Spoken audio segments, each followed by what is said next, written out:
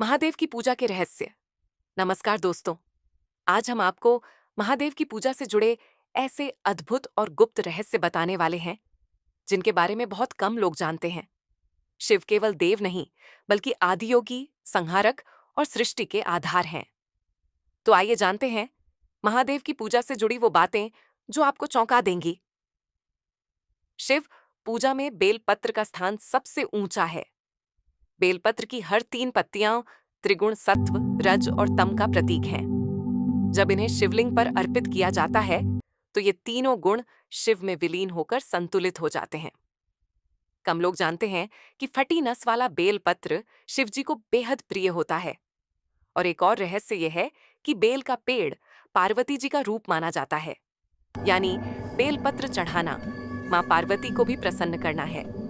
वैज्ञानिक दृष्टि से बेलपत्र ठंडक देता है, जिससे वातावरण और मन दोनों शांत हो जाते हैं। शिवलिंग पर जल क्यों चढ़ाया जाता है? इसका जवाब सिर्फ धार्मिक नहीं बल्कि वैज्ञानिक भी है। प्राचीन मंदिर गुफाओं और ऊंचे स्थानों पर बने होते थे। शिवलिंग से ऊर्जा निकलती थी और जल अर्पण करने से यह ऊर्जा संतुलित होकर आसपास का वातावरण ठंडा और शांत बनाता था। इसीलिए शिवलिंग पर जल अर्पण करने से मन को तुरंत शांति और स्थिरता मिलती है। पूजा में शिव को चावल यानी अक्षत चढ़ाए जाते हैं। ये पूर्णता और अखंडता का प्रतीक है। लेकिन ध्यान रखिए, टूटे हुए चावल कभी शिव को नहीं चढ़ाए जाते। दूसरी तरफ तुलसी को कभी शिवलिंग पर नहीं चढ़ाया जाता। क्यों? क्योंकि तुलसी माता जालंधर की पत्नी थी और शिव ने जालंधर का वध किया था। इसीलिए तुलसी ने शिव को श्राप दिया था। यही कारण है कि तुलसी सिर्फ विष्णु और कृष्ण को अर्पित की जाती है, शिव को नहीं। सिंदूर सौभाग्य और स्त्रीत्व का प्रतीक है, लेकिन शिव जी वैराग्य और संन्यास के देव हैं। इसीलिए उन पर सिंदूर चढ़ाना वर्जित है। अब बात करते हैं रुद्राक्ष की। रुद्राक्ष को शिव के आंसू कहा जाता है। वैज्ञानिक रूप से ये बीज हृदय की धड़कन और ब्लड प्रेशर को संतुलित करते हैं। इसीलिए शिव जब रुद्राक्ष की माला से करने पर मन और शरीर तुरंत शांत हो जाते हैं। शिव को भांग और धतूरा चढ़ाना परंपरा है। असल कारण यह है कि समुद्र मंथन के समय हलाहल विष निकला और शिव ने उसे अपने कंठ में धारण किया। इसीलिए भक्त विषैली चीजें अर्पित करते हैं।